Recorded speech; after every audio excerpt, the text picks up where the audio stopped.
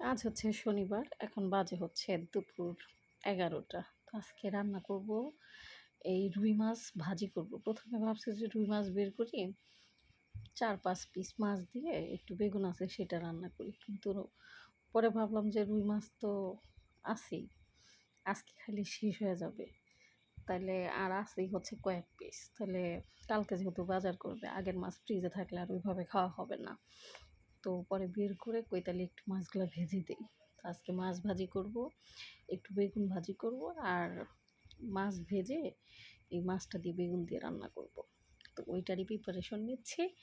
ওইটা আগে সুন্দর করে একটু মেখে তারপরে আমার যে কোটাকাটিগুলো আছে সেটা করে নেব। কাঁচামরিচ, পেঁয়াজ কাটা। তো যাই হোক, আসসালামু আলাইকুম। সবাই কেমন আছেন? আশা করছি সবাই খুব ভালো আছেন। আলহামদুলিল্লাহ আমরাও খুব ভালো আছি। আমার নতুন একটা ব্লগে আপনাদের সকলকে স্বাগতম। তো ভাবলাম যে একটু আলু দিই। একটু আলু এভাবে ম্যারিনেট করে রেখে এটা ভাজি করলেও মজা লাগে। আলু তো সবসময় আমরা চিকন করে কেটে তারপরে ভাজি করি। আজকে না হয় একটু চাকের মতো করে ভাজি করি। তো যাই হোক সেটাই করলাম। ওইখানে কড়াইতে তেল দিয়ে দিয়েছি। এইখানে বেগুনের তরকারিটা রান্না করব আলু দিয়ে আর বেগুন দিয়ে। ভাবলাম যে তাহলে একটু আলু দিই। তো এর জন্য আবার একটু আলু দেব ছোটো মতো দেখে। তো ওইখানে আমি মাছগুলো ভেজে নিচ্ছি আর এখানে জিরাটা দিয়ে দিয়েছি, তেল দিয়ে দিয়েছি। আর এখানে দেব হচ্ছে কাঁচামরিচ, পেঁয়াজ। তো এমন হয় কিছু, কিছু সময় রান্না করতে নিলে গ্যাস শেষ হয়ে যায়। মানে এটা কমন একটা বিষয়। রান্না করতে নিলে গ্যাস শেষ হবেই। এটা যে কারো বাসায়ই হতে পারে। তো যাই হোক আমার বাসায় আজকে একই অবস্থা। মানে আমি প্রত্যেকটা সময়ই দেখি কি আমি যখন বেগুনের তরকারি রান্না করতে নেই, মূলত ওই সময় হচ্ছে আমার গ্যাস ফুরায়। বুঝলাম না কাহিনী কি? মানে আমি এটা বারবার নোটিস করি যে আমি যেদিন একটু বেগুনের তরকারি রান্না করব, গ্যাস যদি ফুরায় ওই বেগুনের তরকারি রান্না করতে গ্যাস ফুরাবে। কারণ কি জানেন? বেগুনের তরকারি হচ্ছে এক জালে অনেকক্ষণ সময় নিয়ে জাল দিবেন, তরকারিটা খুব মজা হবে। আবার দেখা যায় জালটা যদি কমে যায় বা তাপটা যদি না থাকে সেই ক্ষেত্রে বেগুনটা একটু শক্ত, শক্ত থাকে ভিতরে। এটা আসলে আমার মন্তব্য। মানে আমি এইভাবেই দেখি। এখন আপনারা কে কীভাবে জিনিসটা আসলে মার্ক করেন বা জানেন কিনা আমি জানি না। বাট এটা আমার একটা যে বেগুনটা যখন ওই দেখা যায় যে একটু জাল এদিক সেদিক হয়, সেইখানে দেখা যায় যে একটু ভিতরে শক্ত, শক্ত হয়ে যায়। তো এর জন্য আমি চাই সবসময় বেগুন রান্না করতে নিলে একই তাপে থাকার জন্য। মানে তরকারিটা একই তাপে রাখার জন্য। তো যাই হোক এখানে হচ্ছে আমি আলুটাকে আগে কষিয়ে নেব। তো এর জন্য একটু পেঁয়াজ ব্লেন্ড করে রেখেছিলাম, ওইটা দিয়েছি। একটু জিরার গুঁড়া, হলুদের গুঁড়া, মরিচের গুঁড়া, ধনিয়ার গুঁড়া, সজের গুঁড়া এই দিয়ে আগে হচ্ছে আলুটাকে একটু কষিয়ে নেব। কারণ বেগুনটা তো দেবো হচ্ছে ঝোল দেওয়ার পরে। আর আলুটা তো আর ঝোল দেওয়ার পরে দিলে সিদ্ধ হবে না বা একটু শক্ত, শক্ত থাকতে পারে। তো এর জন্য আলুটাকে আগে দিয়ে কষিয়ে নেব। তো এইভাবেই হচ্ছে আমার রান্নাবান্না। আলুটা কষাচ্ছি আর ওইখানে আমি মাছটা ভেজে নিচ্ছি। ওই মাছটাই এইখানে দিয়ে দেব। তো যাই হোক আজকে আপনাদের বাসায় কার কী রান্না হচ্ছে অবশ্যই কমেন্টে জানাবেন। আর এরকম মানে কার সাথে হয় যে রান্না করতে নিলে রান্নার ধরেন যে এই 60% এর মতো হয়ে গেছে, সেই সময় হচ্ছে আপনার গ্যাস শেষ। তখন কেমন লাগে? তারপরে যদি বাসায় লোক না থাকে বা বাসায় যদি কেউ না থাকে, সেই ক্ষেত্রে আরও প্যারা কিন্তু। তো যাই হোক আমি গ্যাসের সিলিন্ডারের ওই এটা চেঞ্জ করতে পারি না।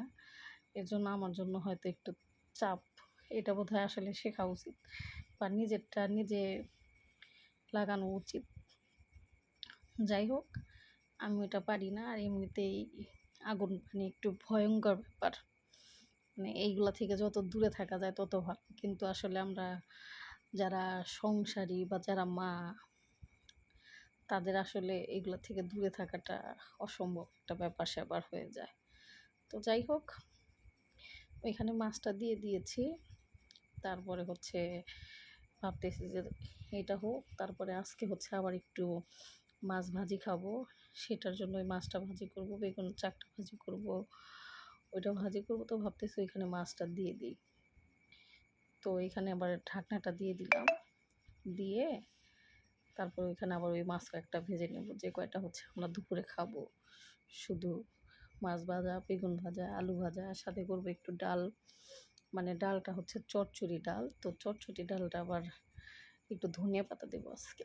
আমাদের গাছে থেকে আজকে ধনিয়া পাতা উঠাইছি কয়েকটা, ওই কয়েকটা ধনিয়া পাতা হচ্ছে ডালের মধ্যে দিয়ে দেবো। চটচটি ডালে একটু ধনিয়া পাতা বা একটু লেবুর পাতা দিলে এত সুন্দর একটা স্মেল আসে, আমার তো খুব ভালো লাগে। তারপরেও যদি ধরেন যে নিজের হাতে কোনো কিছু বুনি সেইটা তরকারিতে দেওয়া বা সেটা রান্না করে দেওয়া, ওইটা কিন্তু আসলে ভালোই লাগে। তো যাই হোক, গ্যাসটা হচ্ছে শেষ হয়ে গেছে। আমির মানে আমার দেবরের হচ্ছে ফ্রেন্ড, ও কিছুদিন হলো আমাদের বাসায়। তো যাই হোক, আমরা ওরা হচ্ছে আজকে ছুটি, ওর শনিবার রবিবার সোমবার 3 দিনের ছুটি। এমনিতেই সপ্তাহে 2 দিন ছুটি, শনিবার রবিবার। এ সপ্তাহে হচ্ছে 1 দিন ছুটি বেশি, কারণ মালয়েশিয়া হচ্ছে স্বাধীনতা দিবস উপলক্ষে 31শে আগস্ট হচ্ছে সরকারি ছুটি থাকার কথা, কিন্তু যেহেতু 31শে আগস্ট সরকারি ছুটি অলরেডি রবিবার, তো এর জন্য ওই রবিবারের ছুটিটা হচ্ছে ওদের সোমবারে, এর জন্য ওর 3 দিন ছুটি। তো যাই হোক, ওকে বললাম যে আমির গ্যাস শেষ হয়ে গেছে, যেহেতু গ্যাস আমার বাসায় গ্যাসের সিলিন্ডার 2টা, একটা শেষ হয়ে গেছে আর একটা হচ্ছে জাস্ট শুধু লাগানো হলো। তো এই তো, অনেক সময় দেখা যায় এর আগে হয়েছে কি, মানে বাসায় কেউ নাই, তারপরে হচ্ছে গ্যাসের বোতল এক্সট্রা নাই, তাহলে কেমন অবস্থা, কি করি? সেই আমার হাজব্যান্ডকে ফোন দিলাম যে বাসায় গ্যাস শেষ হয়েছে, আমি তো রান্না করতে নিছি, মানে সেদিন এরকম বেগুনের তরকারি রান্না করতে নিছি। পরে বললাম যে আমার তরকারি তো আজকে বোধহয় খাইতে পারবা না বা খায় মজা পাইবা না, তরকারি স্বাদ নষ্ট হয়ে যাবে, তাড়াতাড়ি আসো, আইসা তুমি হচ্ছে গ্যাসের বোতল নিয়ে এসে দাও। যেহেতু কাজটা করে মানে রুমের আশেপাশেই, খুব বেশি সময় লাগে না ওনার আসতে। পরে দেখি যে উনি আসতে সাথে করে গ্যাসের বোতল একদম নিয়ে আসছে। তো যাই হোক, আর এখানে হচ্ছে যে ডালটা মাখিয়ে দেব।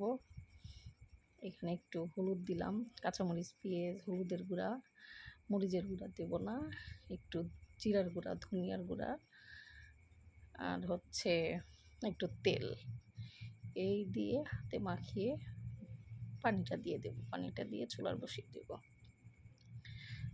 এই হচ্ছে আজকে আমার রান্না। তো যাই হোক, আমার ব্লগগুলো কেমন লাগে সেটা অবশ্যই একটু কমেন্টে জানাবেন। যদি ভালো লাগে তাহলে অবশ্যই একটা লাইক কমেন্ট শেয়ার করবেন, আর যদি ভালো লাগে অবশ্যই বলবেন যে হ্যাঁ ভালো লাগে, বা আমার এই ব্লগে যদি কোনো কিছু অ্যাড করতে হয়, বা বলবেন যে হ্যাঁ আপনার কথাগুলো ঠিক হচ্ছে না, বা আপনার ভিডিওগুলো আরেকটু ভালো হতো, বা আপনার ভিডিওতে ভয়েস দেওয়াটা আরেকটু ভালো করতে হতো।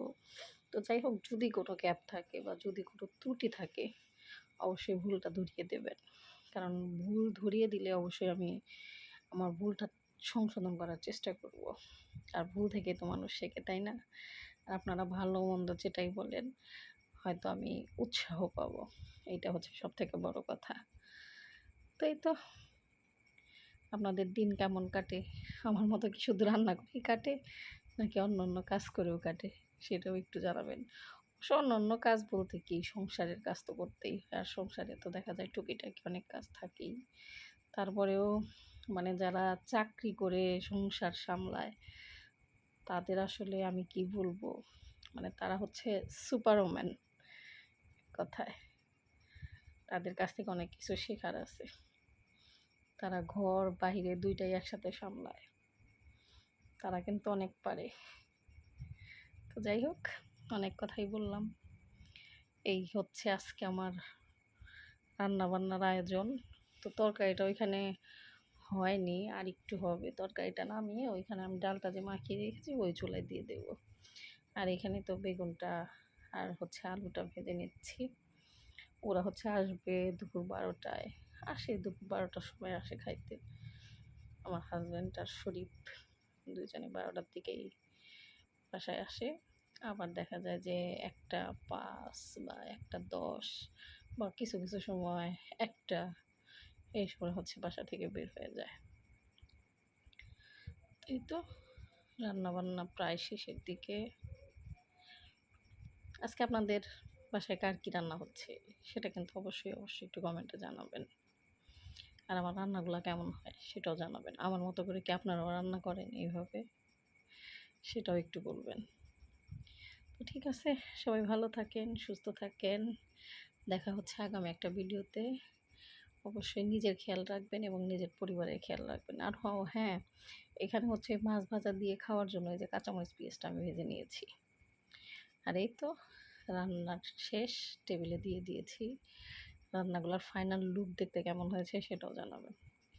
তো ঠিক আছে, সবাই ভালো থাকেন, সুস্থ থাকেন, সাবধানে থাকেন। আপনার সাবধানতা অনেক সময় অনেক বিপদ থেকে আপনাদেরকে রক্ষা করবে। ঠিক আছে, আল্লাহ হাফেজ। দেখা হচ্ছে আগামী একটা ভিডিওতে। আসসালামু আলাইকুম।